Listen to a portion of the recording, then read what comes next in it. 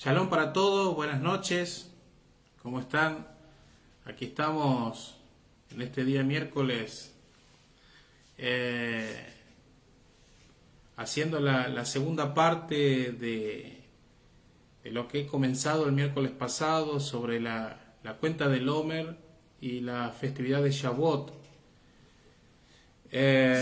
Damos gracias a Dios, ¿sí? por su misericordia, por su amor, y a su vez expectantes, sabiendo que ya estamos a unos días de la festividad de Shavuot, y sobre todo estar expectantes, ansiosos, saber de que el Eterno Dios en cada festividad es una cita, es un encuentro. Así que estamos a unos días de la festividad y estamos preparando nuestra vida, nuestro corazón, para recibir la revelación, la llenura del Ruach HaKodesh, del Espíritu Santo, y entrar a esa dimensión al cual creemos firmemente que vamos a entrar. Así que damos gracias, les bendigo a cada uno de los que se están conectando, a los que se conectarán después, y bueno, que sea de bendición. Quiero comenzar rápidamente, pero también hacer mención de alguna u otra manera la situación que está viviendo el pueblo allí, Israel, con toda la cosa que está sucediendo. Y bueno, orar, confiar. Dice su palabra que no se dormirá el que guarda a Israel. Así que nos unimos en oración, orando por la paz de Jerusalén, pero también siendo conscientes de que nada escapa de su voluntad y todo está plasmado o ya en su propósito divino. Y bueno, creemos de que nada es casual, pero el Eterno nos manda a orar por Jerusalén, orar por la tierra santa. Así que nos unimos a muchos en el mundo entero a este clamor por lo que está sucediendo, ¿sí? Así que, bueno, como les decía, estamos ya unos días de la festividad de Shavuot. El próximo sábado, al caer el sol, al terminar el Shabbat semanal, ya estamos entrando a la festividad el día 15, ¿sí? Y luego, bueno, todo el domingo que abarca la festividad es de este fin de semana que viene. Así que preparémonos, ¿sí? El miércoles pasado estuve hablando sobre la cuenta del Omer, lo que significaba, de lo que en sí significa la cuenta del Omer. Y bueno, creo que vimos mucho, ¿sí? Mucho por aprender, mucho por avanzar. Y en esta ocasión, por ejemplo, este miércoles yo quiero hablar específicamente ya no de la cuenta del Omer, sino de la festividad de Shavuot. Recordemos que Shavuot está dentro de las festividades de la fiesta de primavera, ¿sí? Entonces, para entender un poco lo que es la fiesta en sí, ¿sí? La fiesta de Shavuot es conocida como la festividad de Pentecostés, ¿sí? Quizá en el cristianismo se la conoce más como Pentecostés, dándole un énfasis al bautismo, la llenura del Espíritu Santo, el hablar en lenguas, profetizar, etc. Cuando eso hemos entendido que es una parte, ¿sí? Pero no es la esencia en sí de la festividad. Entonces, la fiesta de Shavuot, dice el texto bíblico en Éxodo 19, del 1 al 8, cuando Dios le dijo a Moisés que reuniera a todos los israelitas, ¿sí? En el monte Sinaí. Y fíjese que la festividad de Shavuot dice que es una festividad que entra dentro de las tres grandes fiestas, ¿sí? Las tres grandes fiestas de peregrinaje. Entonces, los israelitas, cuando estaban en el monte Sinaí, ¿sí? para entender un poco, cuando ellos llegaron al monte Sinaí, dice que ellos acamparon ahí. Y es ahí donde Moisés le dijo que se reunieran.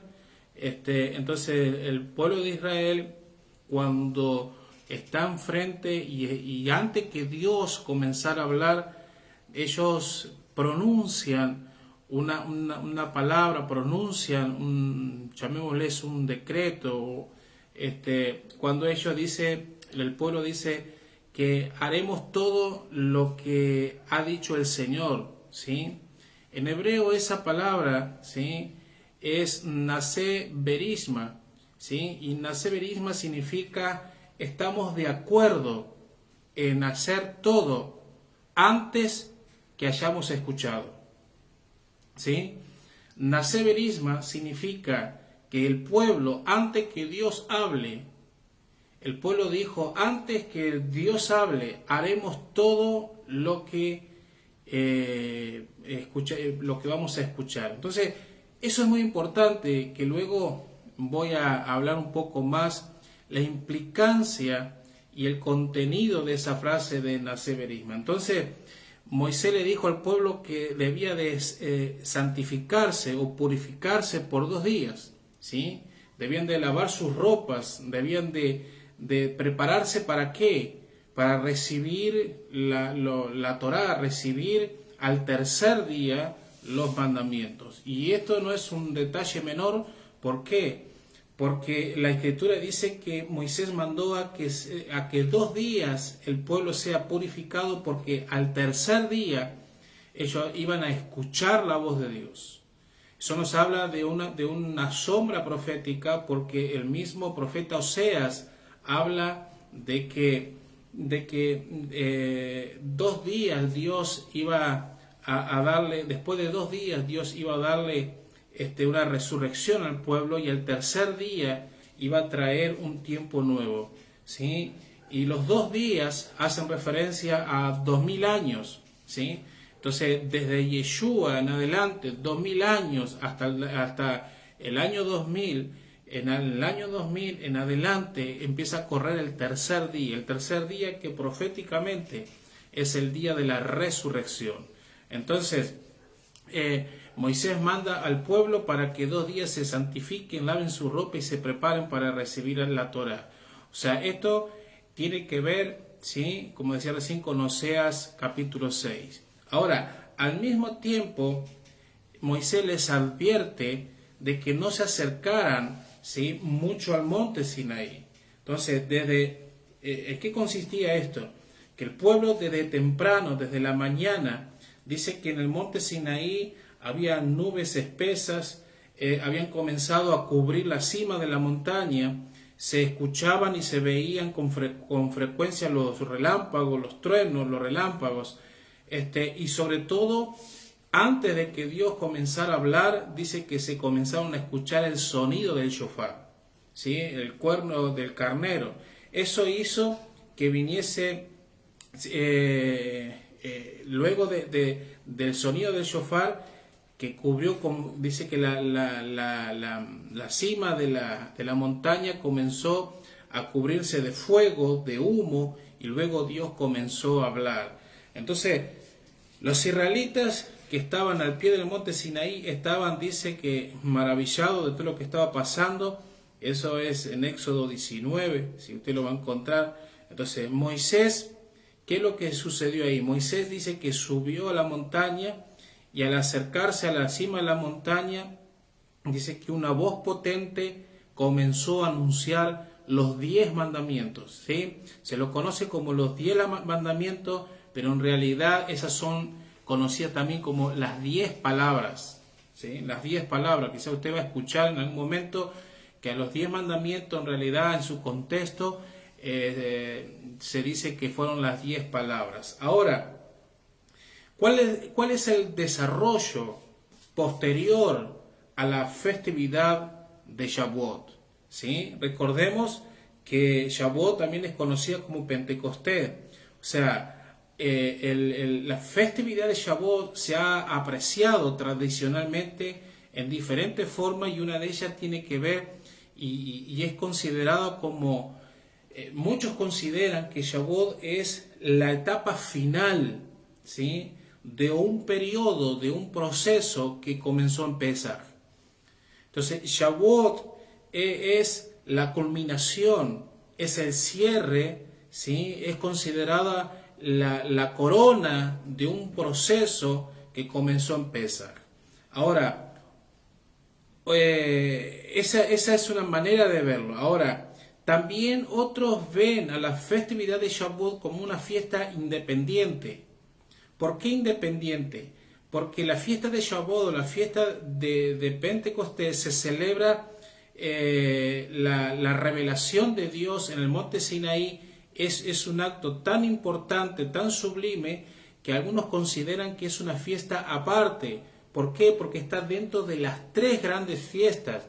No porque las demás sean de menor valor, no, sino que son consideradas las tres grandes fiestas de peregrinaje. Entonces, consideran de que es una fiesta aparte, pero fíjese que no obstante, desde que fue escrito el Targum, ¿sí? El Targum es la tradición, la traducción, aramea de la escritura, ¿sí?, que en el siglo II de la era cristiana, la era común más conocida, ¿sí?, el Pentecostés o Shavuot fue conocido en la tradición rabínica por el nombre de Aseret, ¿sí? La palabra Aseret en hebreo significa conclusión, ¿se entiende? La palabra en la era común, ¿sí?, en la traducción de aramea, los rabinos del primer siglo de la era media, ¿qué es lo que hicieron? Ellos concluyeron o definieron la palabra Shavuot como Aseret, ¿sí? Y Aseret significa conclusión. Ahora fíjese algo muy interesante.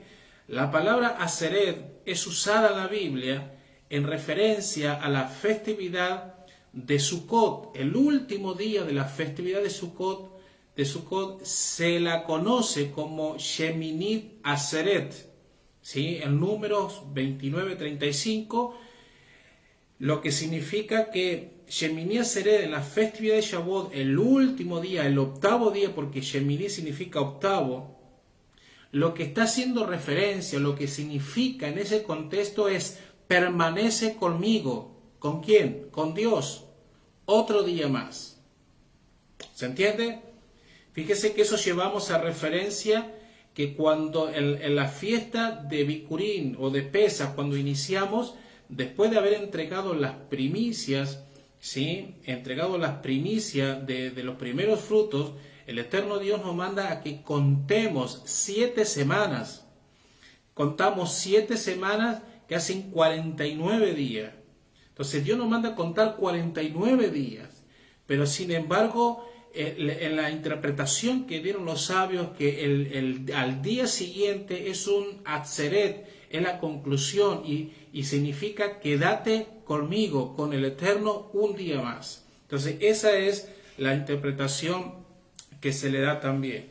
Ahora, la festividad de Shavuot es conocida también como la fiesta de las primicias, ¿sí? Es conocida como la fiesta de las primicias. ¿Por qué? Porque recordemos que en el contexto bíblico hay 3 momentos cuando el pueblo entregaba primicias a Dios. Número 1, la entregaba en Pesaj, ¿sí? Esa era la primer primicia, que se lo conoce primeros frutos, y se entregaba el grano, o se entregaba, mejor dicho, la cebada. Ahora, 50 días después, ahora en Shavuot, nuevamente se presentaba o se presenta la primicia del trigo, ¿sí? Y luego en Sukkot, ¿sí?, es la cosecha, la última cosecha, y es presentada la primicia de las frutas, ¿sí? Entonces, en esta festividad de Shavuot también el pueblo de Israel y nosotros hoy en la actualidad también lo que hacemos es separar una primicia, ¿sí?, y presentársela al Eterno. Entonces, la palabra Shavuot o la palabra Pentecostés se considera como la conclusión de un periodo, ¿sí?, la conclusión de un periodo que comenzó en Pesaj. Entonces, hay una relación que existe entre Pesaj y Shavuot, ¿sí? Y entre Pesaj y Shavuot, ya lo vimos el miércoles pasado, es la conexión que tiene que ver con la cuenta del Omer, ¿sí? Que la cuenta del Omer nos sirve para ¿qué? Como cadena, como eslabón que nos conecta a ambas fiestas. Ahora, quiere decir entonces que Shavuot es el cierre de un ciclo, de un proceso que comenzó en Pesaj. Entonces, lo que hace el Eterno año tras año, cuando comenzamos la festividad de Pesaj, es meternos en un proceso, ¿sí? Que tiene como objetivo, destino final, la festividad de Shavuot. Entonces, Shavuot también se la conoce como el nombre de Aseret, conclusión, que comenzó en Pesaj. Entonces, entendiendo que desde Pesaj a Shavuot hay una conexión y hay un cumplimiento histórico, ¿sí? ¿Por qué digo esto? Porque en el sentido profético, todo creyente en el Mesías, ¿sí? Hemos salido alguna vez o estamos saliendo de un Egipto, figura, ¿sí? De un sistema del mundo. Entonces, hemos salido o estamos saliendo del Egipto que representa un sistema en la actualidad y nos estamos dirigiéndonos rumbo al desierto, ¿sí? Desierto que estamos transitando y esperando con ansias el día en que veremos a Dios cara a cara en el monte Sinaí. ¿Se entiende? Entonces, vuelvo a decir, si bien entendemos que desde Pesaj a Shavuot hubo un cumplimiento histórico, porque ya sucedió en un sentido espiritual, si le podemos llamar espiritual, pero en un sentido profético, todos los creyentes en el Mesías, todos alguna vez o ahora estamos saliendo de ese Egipto yendo a un Shavuot, ¿sí? Que representa el encuentro con el Dios eterno. Ahora, fue en el monte Sinaí donde Dios se revelaría al pueblo de una forma más poderosa. ¿Se entiende? Ahora, para el pueblo de Israel, no solo para ellos, sino también para todos los creyentes en el Mesías, la Torá, ¿sí? La Torá que fue entregada en el monte Sinaí era y es la palabra de Dios, ¿sí? O sea, lo que quiero decir es que no solamente para el pueblo de Israel, sino para hoy, todos los que hemos creído en el Mesías, la Torá sigue siendo la palabra de Dios. ¿Por qué digo esto? Porque la Torá está compuesta por los 5 primeros libros, ¿sí? Conocido también en griego como Pentateuco. Muchos lo conocen como Pentateuco. Pentateuco significa 5, pero en hebreo la palabra correcta es Torá, y aunque la Torá fue traducida, ¿sí? como ley, el significado de la palabra Torá no es ley, sino el significado de la palabra Torá significa instrucción. ¿Se entiende? Es decir, entonces, que cobra sentido entonces cuando la palabra, la Torá, porque es la instrucción del Padre Eterno dada a sus hijos. Entonces, en el Sinaí, en la festividad de Shavuot, lo que se recibió fue la instrucción del Dios Eterno para su pueblo de Israel. Y fíjese que aunque la Torá era el comienzo, ¿sí? Llamémosle el fundamento, aunque la Torá era en un comienzo los 5 primeros libros, ¿sí? Luego, cuando comenzó a transitar el pueblo de Israel y comenzaron a pasar generaciones tras generaciones y el pueblo se comenzó a desviar, ahí vinieron los profetas, la voz profética. Entonces los libros proféticos fueron añadidos, fueron conectados a la Torá. Entonces, lo que nosotros conocemos como Antiguo Testamento, primeramente los 5 libros y luego los libros proféticos, ¿sí? Los libros de los profetas, es lo que contiene la Torá, ¿sí? Ahora bien, después con la venida de Yeshua, en adelante, ¿sí? A la Torá, el fundamento, fue añadido los libros de los profetas, pero ahora también es conectada, es añadida el qué, lo que nosotros le llamamos el Nuevo Testamento, que en realidad el nombre original es Brit Hadashah, los escritos del primer siglo, las cartas apostólicas, el libro de los Hechos, los Evangelios, etcétera, todo lo que nosotros pensamos o creemos que es el Nuevo Testamento, también fue conectado al libro de los profetas y unido a los 5 libros que es la Torá. Entonces, digo todo esto ¿para qué? Para entender que la Torá, la instrucción, no tiene que ver solamente con 5 libros, tiene que ver con toda la Biblia. Desde Génesis hasta Apocalipsis, toda la Biblia es la Torá, es la instrucción. Aún así,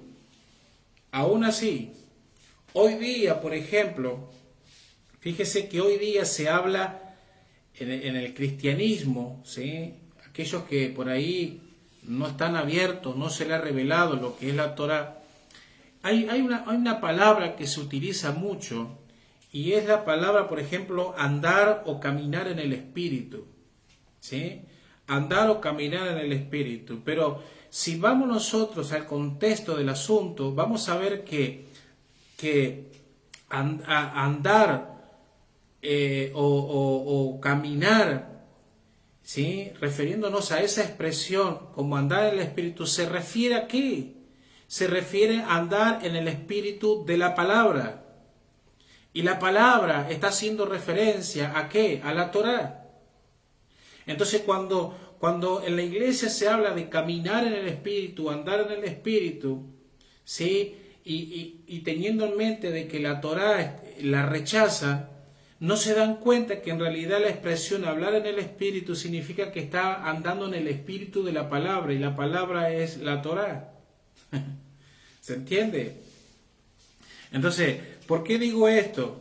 Porque muchos dicen, por ejemplo, y yo he escuchado, he leído, ¿sí? Que muchos dicen que Dios a los judíos le dio la Torá, pero sin embargo a la iglesia le dio la Biblia.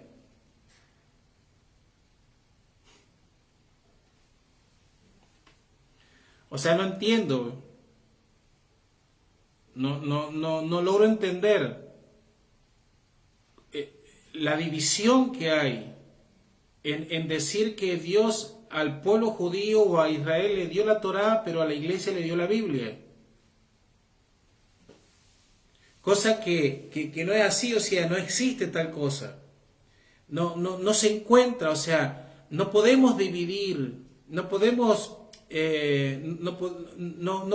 estar dividiendo la palabra de Dios en 2 partes. ¿Sí? La palabra de Dios es una sola.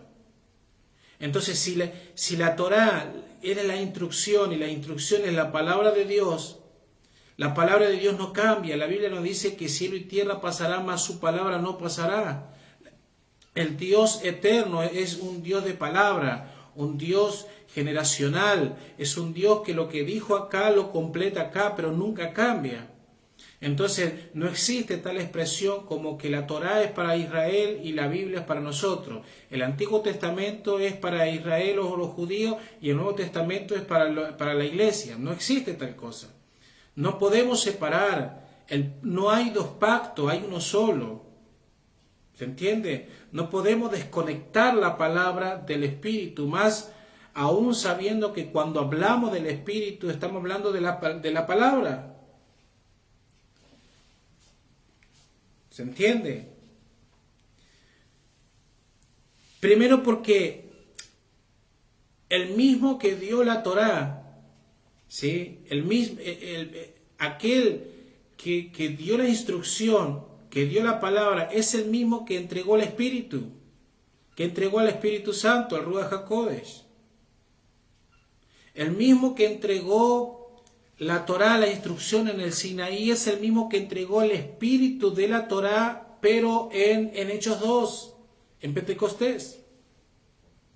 ¿Se entiende? Aún así, fíjese, y esto es un gran problema que está viendo, que aún así, aún hoy, cuando muchos están comenzando a caminar a la Torá, en las raíces hebreas, siguen considerando que la palabra de Dios es solamente los 5 primeros libros de la Biblia, cosa que no es así.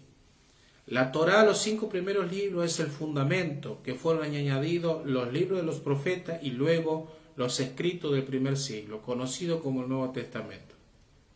¿Se entiende? Shavuot, por ejemplo, la festividad de Shavuot en su contexto histórico tiene que ver con la entrega de la Torá. ¿Sí? Y aunque Shavuot es conocido por el bautismo del Espíritu Santo en Pentecostés, en Hechos 2, conocido como Pentecostés, no podemos desconectar a Shavuot del Sinaí con el Shavuot de Hechos 2. No se puede desconectar. O sea, jamás podremos vivir un Pentecostés de Hechos 2 ignorando, desconectado del Sinaí. Porque la esencia de Shavuot, de la festividad de Pentecostés, es el Sinaí, es la entrega de la Torá. ¿Se entiende? No podemos recibir, y en esto quizás suene un poco fuerte, pero no podemos pretender recibir la llanura del Espíritu Santo, el bautismo del Espíritu Santo, rechazando la Torá, porque la Torá es la esencia de la festividad. ¿Se entiende? ¿Por qué es tan importante la festividad de Shavuot?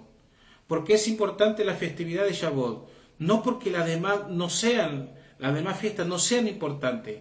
Entonces, ¿por qué es importante la festividad de Shavuot? Porque es una de las 3 festividades de peregrinaje. O sea, era en la antigüedad todo prosélito, toda persona, todo israelita, todo judío que vivía en la diáspora, quería celebrar Shavuot, tenía que ir a la tierra de Jerusalén, porque en Jerusalén estaba todavía el templo y la festividad está relacionada al templo. ¿Se entiende? Entonces, ¿por qué es importante? ¿Por qué es tan importante la festividad de Shavuot? Porque cuando el pueblo estaba en Egipto, porque cuando el pueblo de Israel estaba en Egipto, era un pueblo esclavo. Cuando el pueblo de Israel estaba en Egipto, era un pueblo prohibido, o sea, estaba prohibido de la libertad. Mas cuando el eterno Dios trae la liberación, provoca un Pesaj, ¿sí? El pueblo de Dios inicia un proceso rumbo a ser posicionados en su identidad. ¿Se entiende? La festividad de Shavuot, ¿sí? La festividad de Shavuot, con la entrega de la Torá, establece, afirma a un pueblo en su identidad como nación. ¿Se entiende? Eso es lo que hace Shavuot. Shavuot lo que hace es afirmarte, es hacerte ver que aunque antes estabas esclavo, ahora estás rumbo a reafirmarte en la identidad no como individuo, sino como nación. Entonces, tenemos que salir del espíritu individualista, de que todo soy yo y a mí, y no. Tenemos que tener, o sea, nuestra identidad de hijo en el área de la paternidad ya está sanada, etcétera, está todo bien. Ahora tenemos que ir a tener una mentalidad de pueblo, de nación. ¿Se entiende? Eso es Shavuot. En Shavuot el Eterno entrega estatutos. Escuche esto. En Shavuot el Eterno Dios entrega estatutos. El Eterno Dios entrega leyes, entrega mandamientos, entrega decretos. ¿Qué son? ¿Qué son? La constitución de una nación. O sea, la Torá es la constitución de un pueblo al cual Dios le da identidad. ¿sí? La constitución de una nación sirve ¿para qué? Para regular un estilo de vida. La constitución de una nación lo que sirve es para regular la conducta de una sociedad. Cuanto más, o sea, cuanto más, si una constitución de un país, de una nación, sirve para regular el estilo de vida de la sociedad, cuanto más esa constitución dada en el Sinaí, dada en Shavuot, ¿sí?, dada por el mismo Eterno, va a provocar en nosotros un estilo de vida, una cultura diferente a las demás naciones. ¿Se entiende? Eso es lo que hace Shavuot. Shavuot es posicionarnos en ¿qué? En una constitución que va a traer una cultura, va a manifestar una cultura, un estilo de vida totalmente diferente. El mismo Dios dijo, cuando entren en la tierra prometida, ustedes no van a hacer la misma y no van a practicar las mismas cosas que hacen las demás naciones. Ustedes tienen leyes, tienen ese estatuto y eso hará que ustedes sean diferentes. Por eso, escuche esto, por eso decir que la Torá,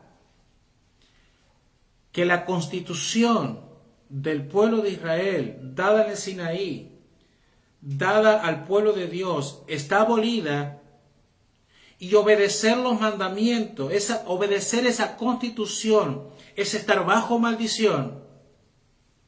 Perdóneme, pero eso es poner al Dios eterno en el mismo nivel de los gobernantes de la tierra. Que lo único que hacen los gobernantes de la tierra es cambiar la constitución.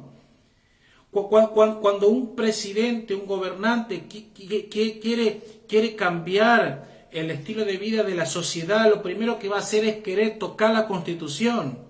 Y nosotros aquí en Argentina lo sabemos porque hace poco, ¿sí?, en el Senado llevaron las leyes. ¿Para qué? Estaban proponiendo tocar la Constitución, la ley que estaba aprobando la ley del aborto. ¿Se entiende? En Estados Unidos, por ejemplo, unos amigos nos contaban que cada vez que un presidente quiere cambiar, o sea, que el pueblo en ese tiempo, el pueblo creyente, siempre su oración era en base a que los presidentes que asumieran no pudieran tocar la Constitución porque la Constitución estaba basada en principios bíblicos. ¿Se entiende? Entonces, hoy decir que la Constitución del pueblo de Dios, no de la nación de Israel, ¿sí?, a la que conocemos hoy, como nación. No, estoy hablando del pueblo de Dios, el pueblo que nació en Abraham. ¿Sí? El pueblo que nació en Abraham, el pueblo que salió de Egipto y caminó en el desierto y fue al Sinaí, de ese pueblo estoy refiriéndome, del pueblo escogido de Dios. Decir que esa constitución, ¿sí?, está abolida y obedecer a esa constitución es estar bajo maldición, perdóneme entonces, pero usted está poniendo al Dios eterno en el mismo nivel que los gobernantes de la tierra. Los gobernantes de la tierra lo único que hacen es dictar leyes en conveniencia para ellos mismos y no en favor del pueblo. Mientras que la constitución de Dios, la Torá del Eterno, Dios la dio ¿para qué? Para beneficio del pueblo y no para beneficio de él.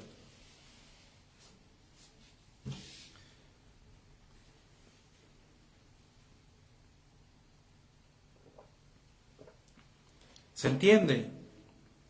La entrega de la Torá no solo trae identidad para el pueblo, sino que también trae estatus, trae respeto ante las demás naciones.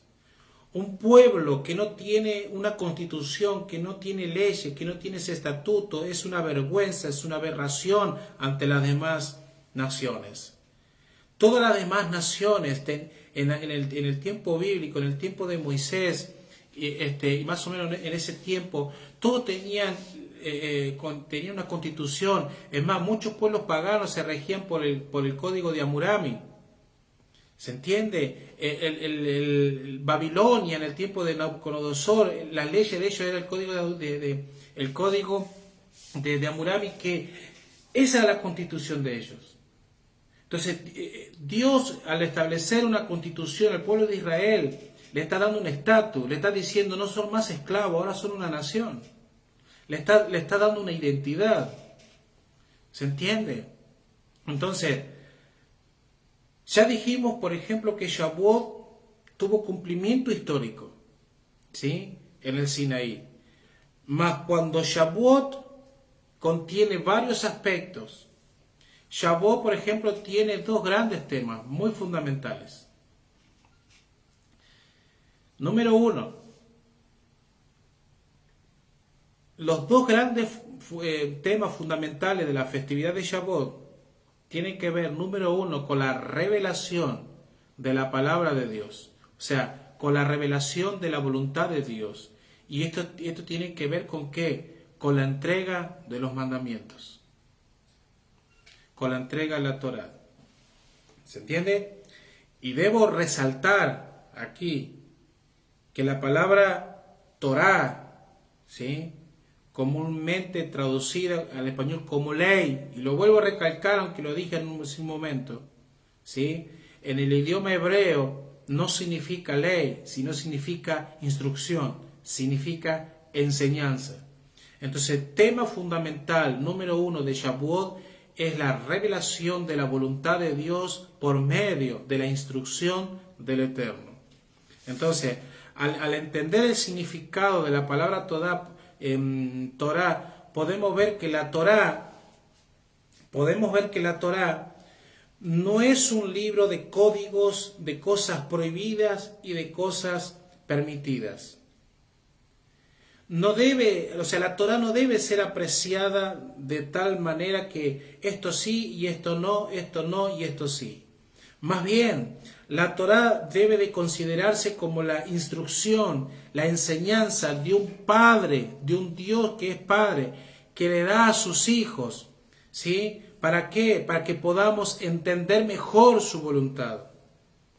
Fue en el Sinaí que el Señor visitó a su pueblo exactamente 50 días después de haber salido de Egipto.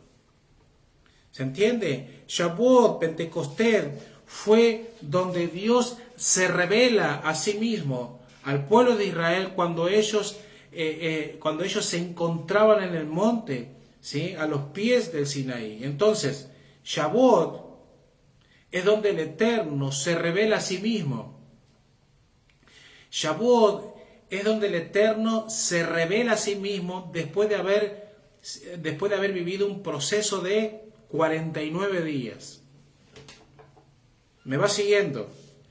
Quiere decir entonces que el Pesaj que hemos vivido, ¿sí?, hoy estamos en el día 47 de la cuenta del Homer, estamos a 3 días.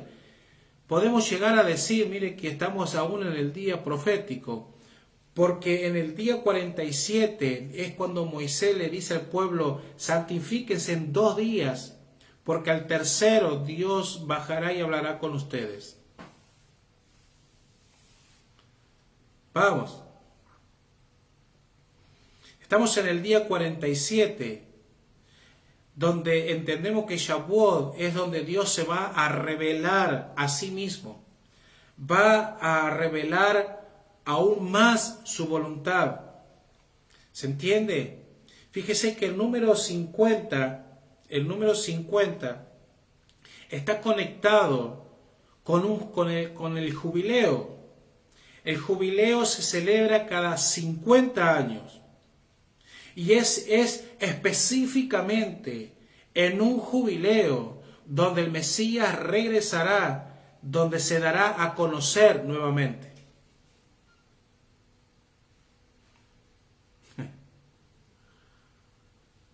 ¿Estamos acá? Es en un jubileo donde todo ojo le verá nuevamente. Es en un jubileo donde se dará a conocer. Entonces, aun cuando en Shavuot del Sinaí el Eterno reveló su voluntad, es en cada Shavuot, ciclo tras ciclo, que Él va aumentando, ¿sí?, esa revelación de su voluntad. Si nosotros teníamos el año pasado un nivel de revelación, y luego de estar viviendo los días de la cuenta del Omer, ahora cuando lleguemos al próximo Shavuot, por medio del Ruach HaKodesh, el Espíritu Santo, el Dios eterno, aumentará la revelación en cuanto a su voluntad. ¿Se entiende? Porque, por eso, al celebrar este próximo sábado, a la caída del sol, al finalizar Shabbat, estaremos entrando, escuche esto, estaremos entrando en una nueva dimensión de revelación de su voluntad. Esa es la expectativa que tenemos. ¿Y cómo sabemos esto? Porque a mayor maldad que está viviendo la humanidad, a mayor manifestación de maldad, de crisis, es mayor todavía la manifestación del Eterno que traerá sobre su pueblo. Más cuando en tiempo de crisis muchos estén lamentándose y no teniendo quizás la totalidad de lo que está pasando, los hijos de Dios tendremos la revelación de caminar con el Espíritu de Dios, entendiéndonos y entendidos los tiempos, ¿sí? Viviendo la mayor expresión y revelación de caminar en sanidad y milagro y provisión para los tiempos que vienen. Eso es a partir de Shavuot. Entonces, ¿por qué digo entrando? ¿Por qué digo que el próximo sábado, al entrar en Shavuot, vamos a entrar a una nueva dimensión? ¿Por qué digo entrando? Porque Shavuot, aunque se cierra un ciclo de un proceso, de un ciclo, a la misma vez que se cierra ese ciclo, se comenzará o se abre un nuevo tiempo. ¿Se entiende? Cuando entremos a Shavuot, no solamente estaremos cerrando un tiempo, sino que también se abrirá un nuevo tiempo. Shavuot no es para quedarse ahí. Shavuot es para cerrar lo que tengamos que cerrar. Shavuot es para que todo lo que quedó inconcluso lo podamos cerrar. Shavuot es entender que es un tiempo donde no tiene que quedar nada inconcluso, todo lo tenemos que concluir para cerrar el ciclo. Pero de la misma manera que cerramos el ciclo, vamos a iniciar un tiempo nuevo, un ciclo nuevo. ¿Se entiende?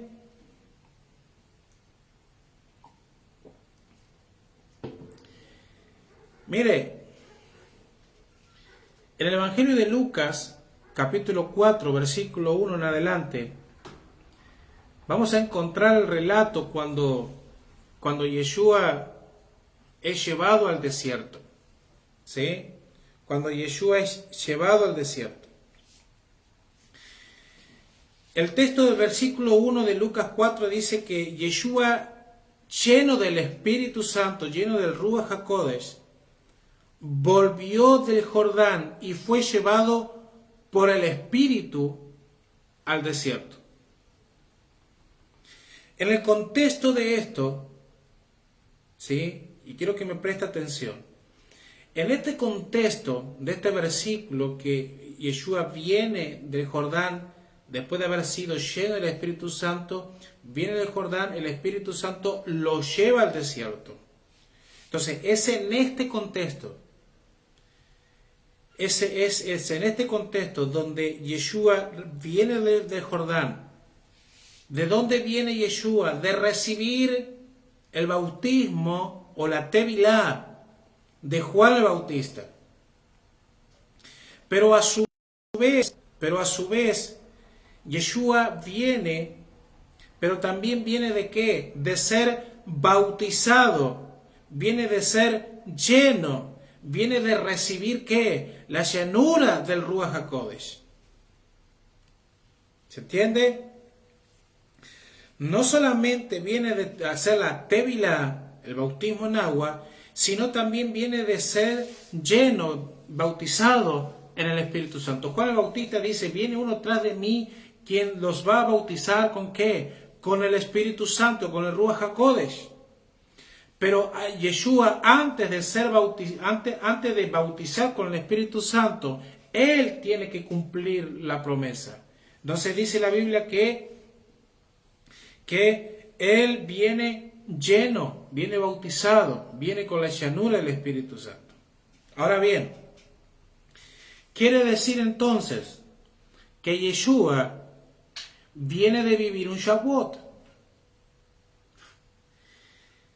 Si usted lo quiere llamar así. Quiere decir entonces que Yeshua viene de celebrar un Shavuot. Porque viene después de haber sido lleno, de haber sido bautizado con el Espíritu Santo. Quiere decir que Yeshua viene de vivir un proceso llamado la cuenta del Homer, que lo condujo a Shavuot. Es lleno del Espíritu del Ruach HaKodesh, cierra el proceso, pero a su vez inicia un tiempo nuevo, donde es el Ruach HaKodesh quien lo lleva al desierto, y es en el desierto donde Yeshua es probado. La pregunta es, ¿probado en qué? Quiere decir entonces que después de Shavuot, cuando somos bautizados, cuando somos llenos del Ruach HaKodesh, es el mismo Ruach HaKodesh, el Espíritu Santo, quien nos lleva al desierto, donde seremos probados. En Shavuot cerramos un ciclo, pero se inicia otro, donde después de Shavuot somos llevados al desierto. Vamos, no se me ponga mal. El desierto no es según el concepto que nosotros tenemos. El desierto, no, o sea, ¿qué quiero decir con esto? Que antes nosotros pensábamos que el desierto tenía que ver con pruebas difíciles, tenía que ver, o sea, es como cuando una persona antes estaba en crisis, y usted le preguntaba, ¿y cómo está? Y estoy atravesando un desierto, estoy en desierto, te decían.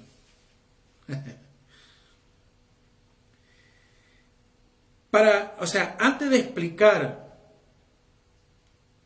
este punto, ¿sí? Y quizá me voy a adelantar un poco a la próxima para allá. La próxima para allá que vamos a estudiar, ¿sí? Vamos a comenzar el libro de Números, que en hebreo es conocido como Bad Midbar, ¿sí? Y Bad o Bet Midbar significa en desierto o en el desierto. Ahora, escuche esto. La palabra desierto no tiene que ver con lo que hemos interpretado. Donde cuando tenemos un problema o estamos mal o estamos atravesando ciertas situaciones decimos que estamos atravesando o estamos en un desierto. No tiene que ver con eso. La palabra desierto o la palabra Bamidbar, se traduce como desierto. La palabra Midbar se traduce como desierto. En realidad, el significado de la palabra midbar, desierto, su significado tiene que ver o significa etapa, significa conversación, ¿sí? Y su raíz o la raíz tiene que ver con la palabra hebrea davar. Y la palabra davar significa palabra. ¿Se entiende?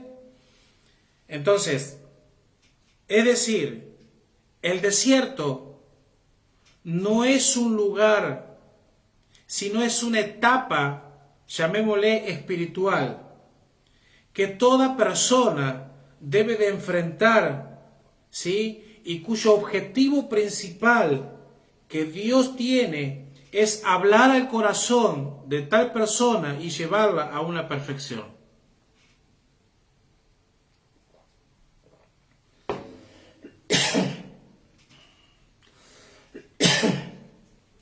Perdón.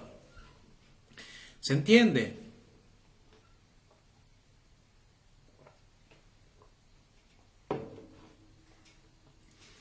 La palabra midbar, entonces, traducida como desierto, significa en realidad etapa o conversación, y que su raíz tiene que ver con palabras. Entonces, quiere decir entonces que desierto es una etapa, es un momento, es un lugar donde transitamos, donde el eterno Dios habla a nuestro corazón. Mira lo que dice el profeta Oseas.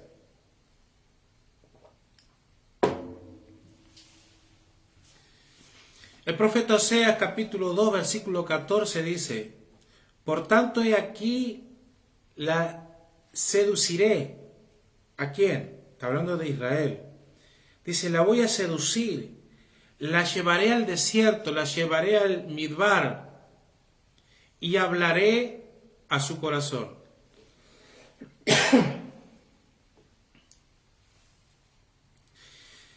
El desierto es entonces una etapa donde aprendemos a escuchar la voz del Eterno, donde a través de escuchar su voz podemos establecer una conversación, establecer un diálogo y recibir una mayor revelación de los misterios escondidos de Dios. Cambia totalmente el concepto, ¿verdad? Shavuot entonces te prepara para un siguiente nivel donde entraremos, ¿sí? Donde vamos a enfrentar cosas tremendas como las mismas fuerzas espirituales de maldad.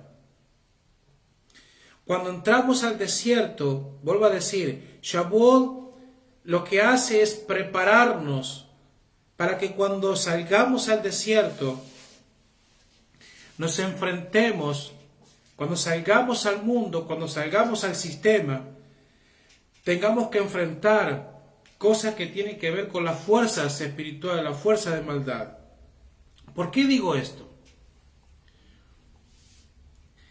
Cosas que, por ejemplo, son las que están siendo desatadas en la actualidad. Por ejemplo, en este tiempo, todo lo que está pasando con el COVID, etcétera, es la antesala de la manifestación de un nuevo orden mundial bajo el espíritu del antimesías o del anticristo.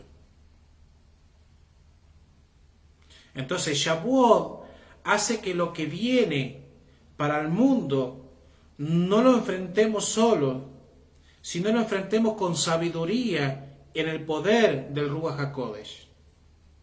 Ahora, ¿en qué somos probados nosotros en el desierto? ¿En qué somos probados nosotros en el desierto? Y tomando como referencia el texto de Yeshua, número 1, cuando Yeshua dice que vino lleno del Espíritu Santo, el del Ruach HaKodesh, y fue llevado por el Espíritu al desierto, dice, para ser probado. Entonces, número 1, en el desierto somos probados en saber discernir la voz de ¿qué? De nuestro corazón, la voz del enemigo y la voz del Eterno. Después que salgamos de Shavuot, vamos a salir al desierto, donde en el desierto nosotros vamos a tener que comenzar a discernir algunas cosas. Sobre todo, discernir la voz del Eterno de la voz del enemigo y de la voz de nuestro corazón. ¿Por qué? Porque el desierto nos vamos a encontrar con diversas pruebas. Y lo primero que va a venir a nuestra vida es escuchar lo que siente o lo que habla nuestro corazón. La escritura en Deuteronomio 8 dice que el desierto, Dios lo llevó al desierto ¿para qué? Para ver qué es lo que había en el corazón. Entonces, después de haber sido llenos del Espíritu, vamos a ser llevados al desierto, donde ante una circunstancia tendremos que discernir cuándo es Dios que me habla, cuándo es el enemigo que me está hablando y cuándo es la voz de mi corazón que está hablando. Y la voz de mi corazón tiene que ver con los deseos, tiene que ver con lo que yo quiero. Muchas veces nosotros escuchamos más la voz de nuestros deseos más que la de Dios. O escuchamos más la voz del enemigo más que la de Dios. Eso le pasó a Yeshua. Número 2, y quiero avanzar. Número 2, somos probados. ¿Sí? En el desierto somos probados en lo que decimos ser. O sea, el diablo le dijo a Yeshua, si eres hijo,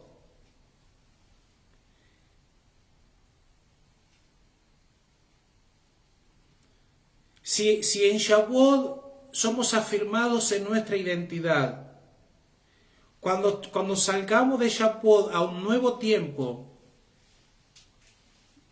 vamos a ser probados nuestra identidad. Si el diablo dijo, si eres hijo, poniendo en signo de pregunta o en duda, si eres hijo, quiere decir entonces que somos probados nuestra identidad. Quiere decir entonces que en el desierto que atravesamos todos los días, escuche esto, quiere decir que el desierto que atravesamos todos los días, somos probados en lo que hacemos, tanto la sociedad, en el trabajo, constantemente somos probados en qué, en nuestra identidad. Sí, somos probados en lo que decimos ser. Si yo a la sociedad, en el ambiente donde me muevo, en el trabajo, digo que soy un hijo del rey, entonces la prueba vendrá según lo que yo confieso ser. Ser probado en nuestra identidad tiene que ver con nuestro comportamiento ante una situación.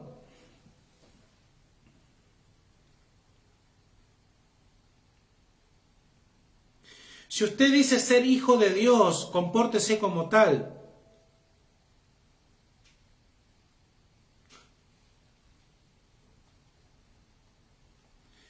Y número 3, somos probados en qué? En nuestra emuná, en nuestra fe. Ser probado en nuestra emuná significa no solamente creer, sino también significa obedecer. Significa que ante tal situación soy probado a ver qué es lo que debo obedecer. Lo que quiero decir es que ante tal situación somos probados en la obediencia. Ante tal situación, ¿a qué obedezco? Si obedezco a lo que creo o obedezco según las circunstancias, según la conveniencia.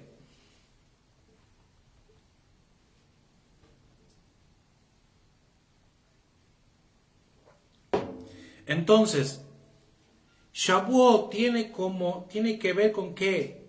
Con la revelación de la voluntad, tiene que ver con la Torá, tiene que ver con la identidad.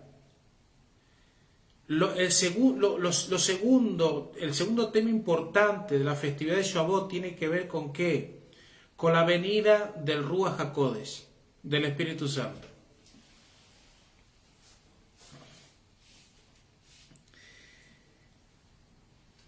El segundo tema importante, aunque la festividad de Shavuot es muy amplia y podemos sacar muchas cosas, el segundo punto importante, primero la revelación de la voluntad, la Torá, y segundo, el Espíritu Santo, el Ruach HaKodesh.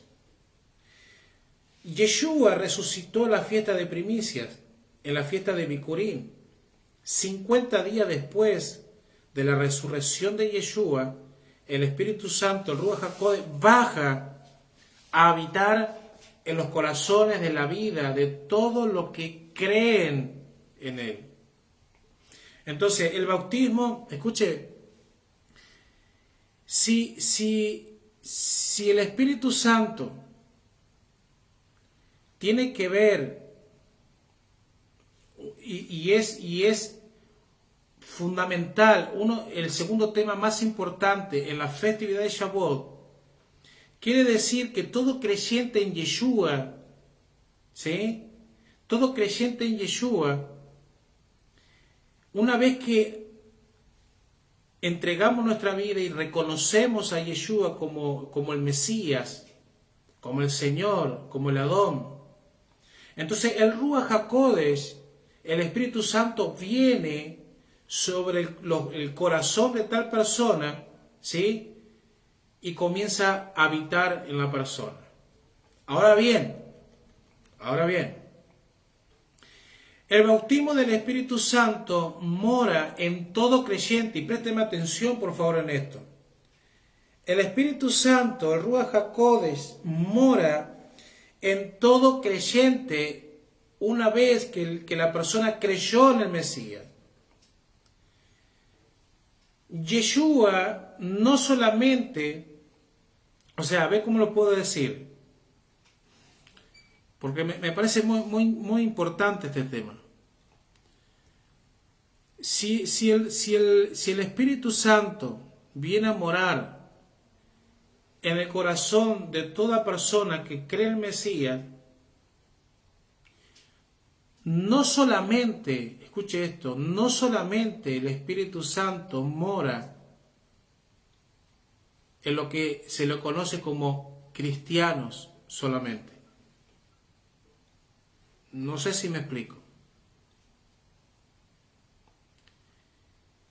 El Espíritu Santo o el Ruach HaKodesh el tema del Ruach HaKodesh, el tema del Espíritu Santo, tiene que ver con una promesa, no con una doctrina. El Espíritu Santo es una promesa dada del Padre Eterno. ¿A quién? Al pueblo de Israel, y no a una iglesia gentil.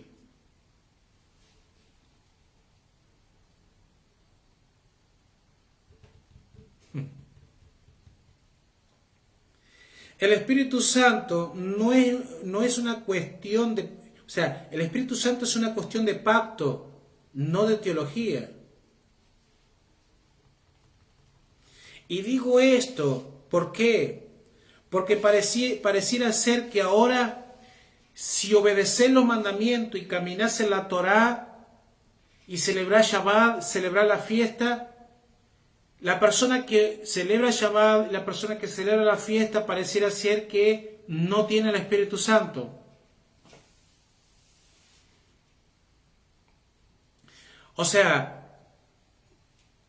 Si yo celebro un Shabbat, si yo camino en la Torá, soy considerado por el cristianismo como una persona que no tiene el Espíritu Santo. Cosa que no es así.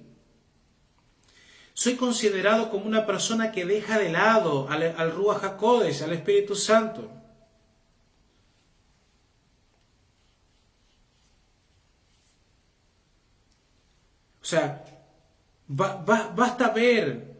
Basta conocer el pensamiento de la cristiandad y automáticamente al estar volviendo a la Torá, obedecer la Torá, somos considerados como que rechazamos al Espíritu Santo. No tenemos el Espíritu Santo porque tenemos la ley, porque tenemos la Torá y estamos bajo maldición. No es así. El Espíritu Santo no tiene que ver con teología, no tiene que ver con doctrina. El Espíritu Santo tiene que ver con promesa, tiene que ver con pacto, dado al pueblo de Israel y no a una iglesia gentil.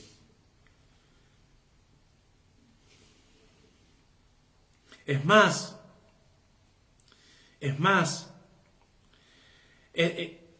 lo que estamos caminando en la Torá, estamos tan ansiosos de ser llenos del Espíritu Santo, de ser llenos del Ruach HaKodesh. Lo que consideran que nosotros anulamos el Espíritu Santo, al contrario, tenemos total dependencia del Espíritu Santo más que nunca. Es más, esperamos con ansia el día de Shavuot, Esperamos con ansia, estamos esperando con ansia. Estamos contando los días para llegar a Pentecostés, para ser llenos nuevamente del Espíritu Santo. De hecho, escuche, de hecho, los que señalan o dicen que nosotros no tenemos el Espíritu Santo, que rechazamos el Espíritu Santo, ¿sí?, son los que menos celebran la fiesta de Pentecostés. Los que dicen que tienen al Espíritu y que nosotros rechazamos al Espíritu Santo son los que menos importancia le dan a la festividad de Shavuot, siendo que la festividad de Shavuot, Pentecostés, como le quiera llamar, la esencia es la Torá, pero también la esencia es la llenura del Espíritu Santo, del Ruach HaKodesh. Para los que piensan de esa manera, pareciera que de las 7 fiestas, la única fiesta que existe es la fiesta de primicia, que se celebra en el mes de enero y se celebra a mitad de año. Pero bueno.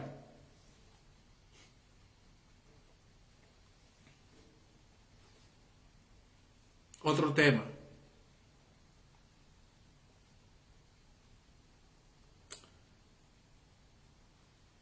Déjeme hacer una comparación acá, para tener más claro del panorama. Déjeme hacer una comparación de Shavuot. La conexión que hay de Shavuot del Sinaí y el Shavuot de Hechos 2. Por un lado tenemos a Shavuot en la Torá, en el Sinaí, y por un lado tenemos el Shavuot de Hechos 2. ¿Sí? Del Nuevo Testamento, el Nuevo Pacto, como usted le quiera llamar. Por un lado, Shavuot en el Sinaí se celebra 50 días después, mientras de salir de Egipto, mientras que en el Nuevo Testamento, en el Brit Hadashah, el Hechos 2 se celebra el día 50 después de la muerte de Yeshua. Los mandamientos de Dios en el Sinaí fueron escritos en tabla en Shavuot. Pero los mandamientos, ¿sí?, los mandamientos en Hechos 2 fueron escritos en nuestros corazones. ¿Se entiende? Fueron escritos en nuestros corazones. La Torá fue escrita en el Sinaí por el dedo de Dios. En Hechos 2, la Torá en nuestros corazones fue escrita por el Ruach HaKodesh, el Espíritu de Dios. En el monte Sinaí hubieron 3.000 personas que murieron por el pecado del becerro de oro. Mas en Shavuot, o después de Shavuot, en Hechos 2, en el primer discurso del apóstol Pedro, fueron 3.000 los que se convierten. La entrega de la Torá fue en el monte Sinaí, pero la venida del Espíritu Santo en Hechos 2 fue en el monte de Sión. ¿Se entiende?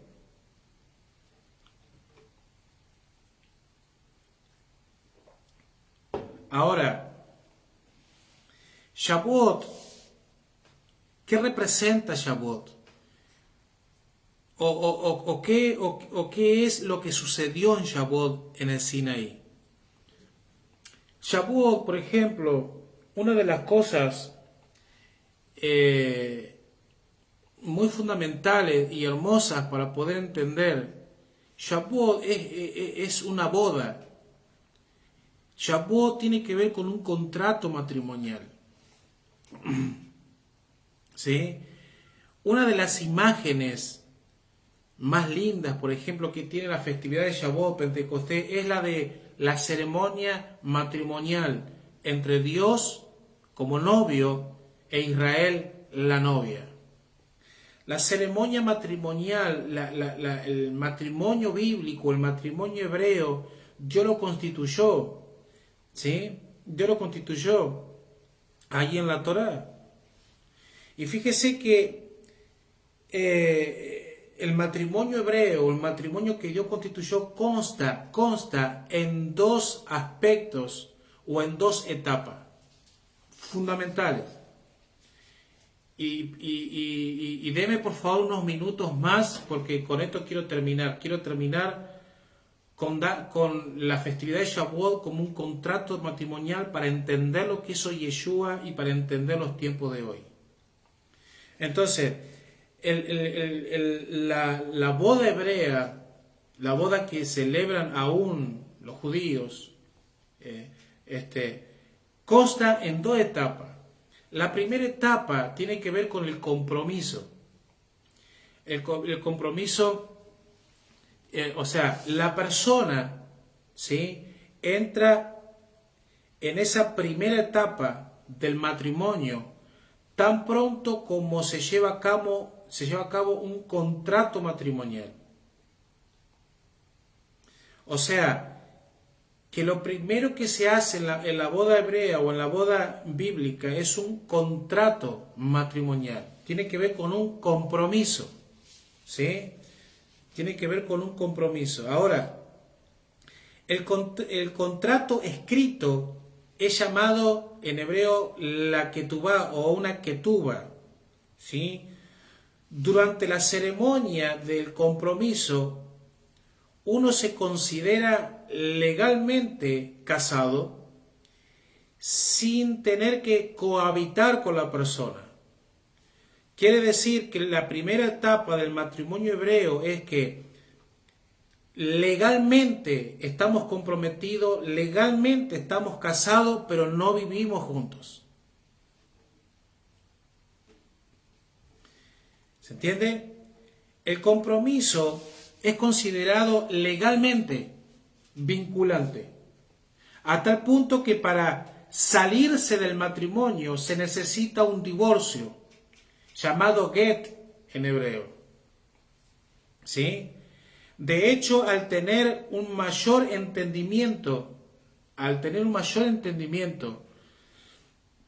en el idioma hebreo, podemos apreciar que el compromiso es legalmente vinculante para Dios. ¿Por qué digo esto? Porque es difícil entender, comprender la Escritura cuando abrimos la Biblia, si lo hacemos desde fuera del contexto original. Porque cuando leemos la Escritura desde su contexto original, que fue escrito en el hebreo, entonces vamos a entender verdades espirituales más profundas de lo que nosotros podamos haber interpretado. Cuando vamos a la Escritura desde el contexto original, hay menos probabilidades de errar al blanco. Pero cuando lo hacemos desde un contexto greco-romano, ahí se ocasiona el problema. Entonces la palabra en hebreo para compromiso, que viene del verbo harás, ¿sí?, está relacionado con la palabra asar, ¿sí?, que significa atar o vincular. Con esto podemos apreciar entonces que en el idioma hebreo no está diciendo que el compromiso matrimonial se puede romper así porque sí. No, hay una vinculación. Cuando el hombre y la mujer firman el contrato matrimonial, firman el compromiso, se atan, se unen, se vinculan matrimonialmente, aunque no viven, no cohabitan. Por ejemplo, para ilustrar un poco más esto, vamos a ver, mire, se lo voy a ilustrar de esta manera. En el Brit Hadashah, en el Pacto Renovado, en el Nuevo Testamento, vamos a encontrar la vida de José y de María, ¿sí?, la vida de José y de María, que en realidad no es María el nombre, sino es Miriam. Cuando el ángel Gabriel le anuncia a María, Miriam, que tendría un hijo, se llamaría Yeshua, concebido por el Espíritu Santo, el Ruach HaKodesh de Dios, que llegaría a ser el Mesías, ¿sí?, de Israel. Ahora, cuando José José, descubre, se entera que su prometida, la esposa, María, estaba embarazada, ¿sí? Iba a tener un hijo, José decidió darle carta de divorcio porque pensaba que María la había engañado, ¿sí? Le iba a dar un get. Entonces, al punto que tuvo que venir el ángel nuevamente del Señor e hizo que cambiara de opinión, ¿sí? Cuando en sueño se le apareció y tuvo ahí la revelación. Quiere decir entonces que María y José ya estaban casados legalmente, pero todavía no habían consumado el matrimonio. Habían asumido el compromiso, habían tenido la ketubá, pero no habían todavía tenido intimidad, no habían cohabitado entre ellos. Pero legalmente ya estaban casados. Esa es la primera etapa. La segunda etapa del matrimonio es la consumación del matrimonio. Esta etapa es conocida como la Nesui. La Biblia nos dice, por ejemplo, en Jeremías 2, ¿sí?, que en el monte Sinaí Dios se comprometió con Israel. Mire lo que dice Jeremías 2:2. Nos dice que Dios se comprometió, hizo la primera etapa, hizo el contrato matrimonial. Dice Jeremías 2:2, dice: anda y clama a los oídos de Jerusalén diciendo, así ha dicho Yub-Hei Bajei, me he acordado de ti, de tu fidelidad de tu juventud, del amor de tu desposorio, cuando andabas en pos de mí en el desierto, en tierra no sembrada. Santo era Israel a Yahweh, primicia de sus nuevos frutos. Entonces aquí habla el profeta Jeremías que el eterno Dios ya había asumido el compromiso. En Éxodo 19, cuando el Señor lleva al pueblo al monte Sinaí, a los hijos de Israel, guiados por Moisés, es ahí donde Dios se compromete en el Sinaí, se compromete en Shavuot. ¿Se entiende? En el monte Sinaí Dios es donde entrega la Torá, entrega la Constitución, como dije al comienzo. Es en ese momento donde se establece un contrato matrimonial, se establece una ketubá, ¿con quién? Con Israel. El ketubá, ¿sí?, el contrato matrimonial escrito, que se entiende que es la Torá, ¿sí?, que representa el libro del pacto, la libreta, el término legal, ¿sí? La Torá es, la Torá es el matrimonio de un pacto de Dios con su pueblo. O sea, y Moisés dice que recibió ante la revelación del monte Sinaí el contrato. Podemos decir entonces que Moisés ofició de aquella persona que estaba oficiando, dándole casamiento al Dios eterno con el pueblo de Israel. Ahora, el libro del pacto delineaba o establecía las condiciones. El libro de la ketubá, delineaba las obligaciones que debía de cumplir Dios con su pueblo, pero también su pueblo con su Dios. ¿Sí? La ketubá describe las obligaciones entre marido y mujer. Describe las obligaciones y los compromisos de Dios como marido e Israel como esposa. Ahora, Éxodo 19:8, Israel acepta la propuesta matrimonial de Dios. Éxodo 19:8 dice que Israel respondió diciendo, todo lo que Yahweh ha dicho, haremos. En hebreo, la palabra es Naseh Berisma.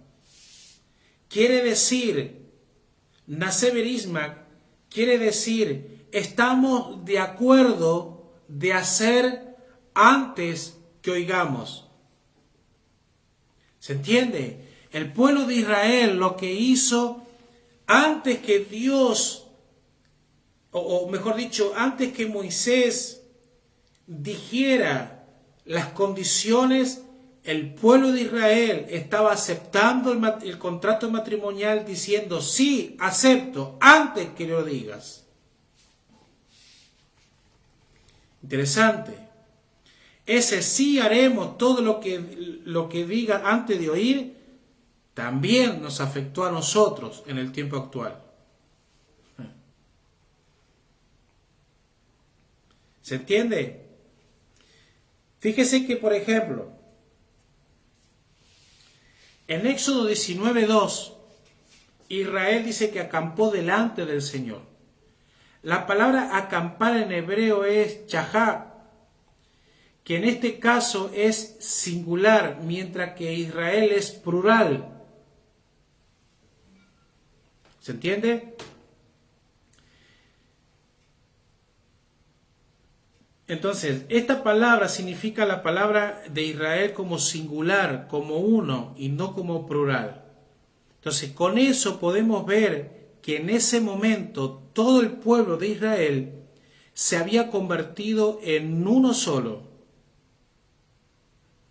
Esto es un requisito absoluto necesario en un contrato matrimonial, que de los dos sean uno. Entonces, ahora, la ceremonia de boda que Dios nos dio requiere que el matrimonio sea consumado bajo el dosel matrimonial conocido como la jupá. ¿Qué es la jupá? La jupá es lo que cuando en el casamiento hebreo, cuando los novios entran y es una especie como una suká, ¿sí? Lo que han celebrado la festividad de Sukkot saben lo que es una suká. Bueno, el dosel o la jupá, ¿sí? Es parecido a eso. Entonces el novio y la novia entran debajo de la jupá, ¿sí? Entonces Moisés dice que él sacó al pueblo del campamento, de donde estaba el campamento, y lo llevó ¿a dónde? Al neder de la montaña, ¿sí? Para que se reuniera con Dios. La palabra neder en hebreo implica que el pueblo estaba, de hecho, bajo la montaña. ¿Me va siguiendo hasta ahí? Entonces, esta imagen nos da el entendimiento de que la montaña se había convertido en una jupá y que Israel estaba debajo de la montaña, estaba debajo de la jupá, el lugar donde se llevaría a cabo ¿qué? La boda. Ahora, cada boda debía contar con 2 testigos. ¿Sí? La boda debía contar con 2 testigos. Ellos eran llamados los amigos del novio. ¿Sí? Luego los 2 testigos aparecen en el libro de Apocalipsis. Pero en la boda hebrea debía de haber 2 testigos. O sea, uno estaba a cargo del novio y el otro estaba a cargo de la novia. ¿Sí? Ahora, a Moisés se le considera como uno de los amigos, uno de los 2 testigos cuya labor es escoltar al novio a la jupá. ¿Sí? Moisés, el labor que tenía era escoltar al novio, ¿sí? Hasta la jupá. para que la jupá, la jupá, el contrato escrito entre esposo y esposa, sea considerado legal. Escuche esto, para que la ketubá, perdón, para la ketubá, el contrato entre el esposo y la esposa sea considerado legalmente, el testigo debía de firmar. O sea, el testigo del novio y el testigo de la novia debían de firmar la ketubá, el contrato, como testigos. Lo mismo que sucede hoy cuando dos personas se quieren casar, van al registro civil, llevan dos testigos, los dos testigos firman y eso hace validez al contrato. Ahora, ya que podemos ver que Moisés era uno de los testigos del novio, él tuvo que haber firmado la ketubá. ¿Sí? Tuvo que haber firmado la Torá para que el matrimonio entre Dios e Israel se consumara. Ahora, sin embargo, cuando Moisés regresa de estar con Dios en el monte Sinaí, él no firma la ketubá, no firma la Torá, más bien dice que él rompe las tablas, rompe el contrato. ¿Por qué rompe el contrato? Porque él había visto que el pueblo de Israel se había corrompido en la adoración del becerro de oro. ¿Se entiende? Por tanto, no permitió que Israel llegara a consumar el matrimonio con el Eterno. Moisés rompió las tablas de la ketubá cuando vio que Israel estaba adorando al becerro de oro. Ahora, en la boda bíblica o en la boda hebrea, es el padre quien manda a buscar a la novia para sus hijos. Un ejemplo de eso lo vemos en Abraham cuando manda a su siervo a buscar, él le dice, voy a mi pueblo y busca esposa para mi hijo. ¿Sí? Ahí hay una gran revelación, porque Abraham le dijo, ve a mi pueblo y de mi pueblo busca la esposa para mis hijos. Quiere decir que hay un pueblo, pero también hay una esposa. Debemos de buscar quién es el pueblo y quién es la esposa. Pero bueno, es otro tema. Es el padre del novio, es quien, aun cuando se hace el contrato, es el padre del novio quien tiene que pagar el adote. El adote es lo que se pagaba. O sea, cuando Abraham manda a buscar esposa a sus hijos, al siervo le manda con el adote para que le diese al padre de la novia. ¿Se entiende? Entonces, y toda la fiesta, todos los gastos de la fiesta corre por cuenta del padre del novio. Entonces, entendiendo que la boda consta en dos etapas, una el compromiso y la otra la consumación. En la primera etapa, cuando se hacía el contrato entre el novio, fíjese que hay algo muy interesante, porque en la primera etapa, cuando se hacía el contrato, que ya estaban legalmente casados, dice que el novio se iba aproximadamente 6 meses. Se iba. Es en ese tiempo que el novio se iba, para que la novia, cuando lo extrañara y sintiera la ausencia, dice que el padre de la novia lo que hacía era enviarle un perfume. Ese perfume servía para que cuando la novia, después que se bañaba, lo que hacía era perfumarse con ese perfume para oler, tener el mismo olor, ¿sí?, que su novio, que su comprometido. Entonces, cada vez, o sea, cuando había un casamiento, había un contrato, el novio se iba, el padre enviaba el perfume para la novia, para que la novia no sintiera tanto la ausencia, sino que cuando tenía el perfume, podía saber que estaba oliendo igual que su esposo. ¿Se entiende? Ahora bien, ¿por qué? Porque el perfume identificaba al novio. Ahora, ese perfume hacía que cada vez que se lo ponía oliera igual. Entonces, otra cosa interesante de la boda hebrea, por ejemplo, es que cuando el novio tardaba, ¿sí? Cuando el novio se iba lejos y su esposa iba a comenzar a extrañarlo, ¿sí? ¿Qué es lo que hacía? El padre del novio le mandaba presentes, le mandaba regalos. Los regalos lo que hacían era adornar la belleza de la novia. Los regalos era como la garantía que el novio iba a regresar. ¿Se entiende? Entonces, ¿qué significado o qué implicancia tiene una boda bíblica, una boda hebrea con respecto al Mesías Yeshua y la implicancia para nosotros hoy? Tenemos entonces que Yeshua es el novio y todos los creyentes en él somos la novia. Cuando Yeshua vino a la tierra hace aproximadamente 2000 años, él vino para que todo aquel que en él crea, ¿sí?, que ponga su fe o su emuná en él, pudiera formar parte, ¿sí?, de la novia para luego casarse y estar para siempre.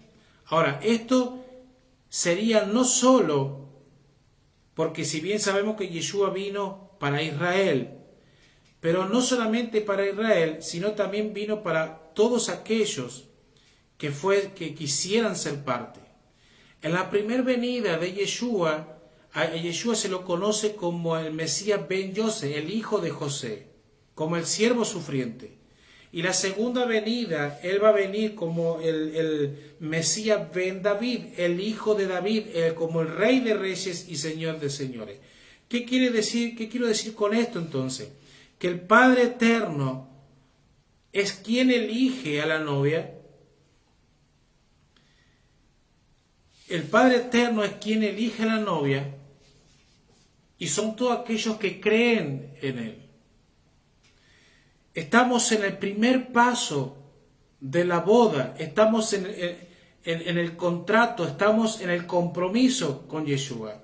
Legalmente, escuche esto, legalmente estamos casados, estamos comprometidos con Yeshua. ¿Sí? Cuando Yeshua ascendió al cielo, ¿sí?, cuando Yeshua ascendió al cielo, lo que hizo el Padre Celestial fue enviar a la novia el perfume. La pregunta es, ¿qué perfume el Padre envió? Yeshua dice, quédense aquí porque dentro de no muchos días el Padre enviará la promesa. Es necesario que yo me vaya para que venga otro y esté no solamente con nosotros, sino en vosotros. Yeshua sabía que como novio él se iba a ir, pero el Padre, cuando viera que la novia lo extrañase, él iba a enviar el perfume. El perfume Dios lo envía en Shavuot, en Pentecostés, en Hechos 2, en la persona del Espíritu Santo. El Ruach HaKodesh es ese perfume que en realidad la palabra correcta sería que lo que hizo Dios fue una libación. O sea, Dios cuando estaban juntos y unánime en Shavuot, en la festividad, ahí en Hechos 2, lo que hizo Dios fue libar, se libó a sí mismo, libó de su espíritu sobre lo que estaban juntos, sobre la novia, diciéndole, aunque el novio tarde un poco, le doy mi espíritu para que mi espíritu, ese perfume, los envuelva, los atrape, los llene, cosa que cuando ustedes sientan el aroma y el perfume del Ruach HaKodesh, del Espíritu Santo, sepan que están oliendo la misma fragancia que el novio, que Yeshua el Mesías. ¿Se entiende? Ese en Shavuot, en Hechos 2, lo que el Padre hizo fue libarse. Entonces, como la novia, después de un tiempo, en Hechos 2 en adelante, como la novia comenzó a extrañar, comenzó a pensar que el novio estaba tardando tanto, lo que hizo el padre fue enviar regalos. ¿Cuáles son esos regalos que el padre envía como garantía que el novio regresará? Son los dones del Espíritu. El Padre Eterno, sabiendo que la novia tenía pensamiento que el novio no iba a regresar, el Dios Eterno envía los dones del Espíritu para adornar a la novia. ¿Se entiende? Por eso, en la segunda venida de Yeshua se llevará a cabo el segundo paso de la boda, que es cohabitar juntos. Nosotros podremos entrar en una relación matrimonial completa y habitar con Él durante la era mesiánica, conocida como el milenio. En el milenio, la era mesiánica, es donde se llevará a cabo la segunda parte, donde ya no estaremos separados, sino que estaremos juntos con Él. Vamos a llevar al cumplimiento la boda que Dios estableció. Fíjese que una de las cosas fundamentales en la boda hebrea era la luna de miel. La luna de miel era aproximadamente una semana y es conocida como los 7 días, ¿sí? Que los novios están debajo de la jupá. Ahora, en hebreo la palabra semana significa 7, ¿sí? Y esto puede equivalerse también a 7 años, como lo vemos en Daniel, etc. Vemos entonces que en la boda, la novia, los creyentes Yeshua y el novio Yeshua, el novio sale de la cámara. Dice que la boda hebrea, el novio sale de la cámara, pero la novia sale del tálamo. Entonces la palabra tálamo, ¿sí?, en hebreo es jupá.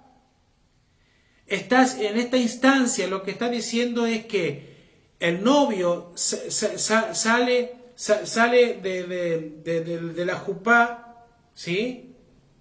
Viene del cielo, la novia sale del tálamo, salimos al encuentro, ¿sí?, refiriéndose lo que hemos sido creyentes. Entonces, ¿qué quiero decir con esto? Que todo lo que en un Yom Teruah hayamos sido levantados, todos aquellos que hayamos sido lo que le llamamos el rapto, pero bueno, no sé si la palabra correcta, pero todo lo que hemos en un Yom Teruah haber sido lo que fueron resucitados, saldremos del tálamo, iremos al encuentro con Yeshua, celebraremos la boda del Cordero y luego de una luna de miel, después de un tiempo, dice la Biblia que Yeshua descenderá con sus santos sobre la tierra para cohabitar y vivir por la era mesiánica, reinando desde Jerusalén. ¿Se entiende? Entonces, este es un tiempo de regreso a casa. Cada Shavuot hace que nuestra identidad vaya reafirmándose más todavía. Cada vez que somos procesados por el Eterno, no solo tenemos un cambio en nuestra vida, sino también reafirmamos nuestra identidad.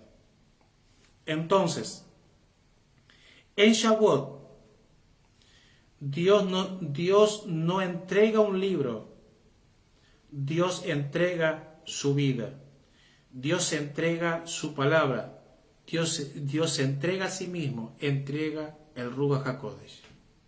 Eso es Shavuot. ¿Se entiende? Eso es Shavuot.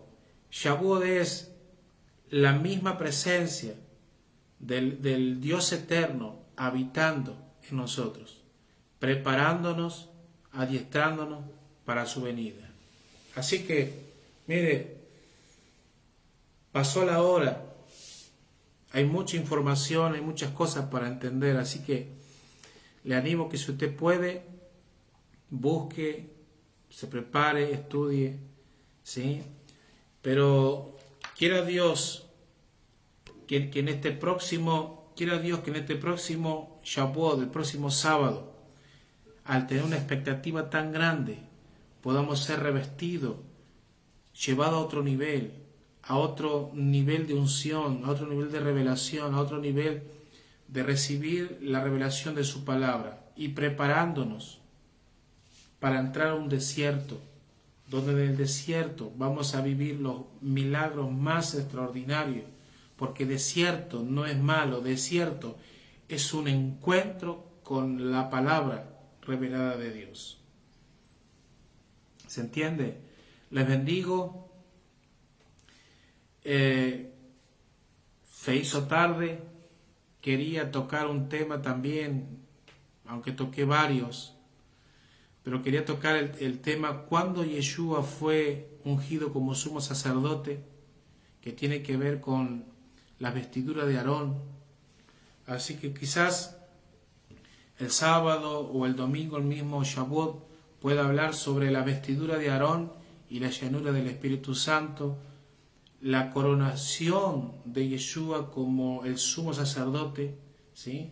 Así que si esté atento, esté ahí pendiente, seguramente si no da el tiempo, podemos llegar a ministrarlo. Así que les bendigo, nos preparamos, estamos en el día 47 de la cuenta del Omer, estamos ya a 2 días de Shabbat semanal, y luego al terminar Shabbat semanal entraremos a la festividad de Shavuot. Prepárese donde usted se encuentre, no importa si usted está solo, está en una comunidad, está en una quejilá, no importa, esté expectante, porque estoy seguro que el Ruach HaKodesh, el Espíritu Santo, vendrá sobre cada uno de nosotros, nos revelará más su voluntad, seremos llenos del Espíritu, ¿sí? Para testificar, para hablar, para anunciar y hacer frente a lo que está sucediendo en la sociedad, que no es nada menor. Así que les bendigo, que tengan buenas noches, shalom para todos y que tengan un buen descanso. Shalom para todos.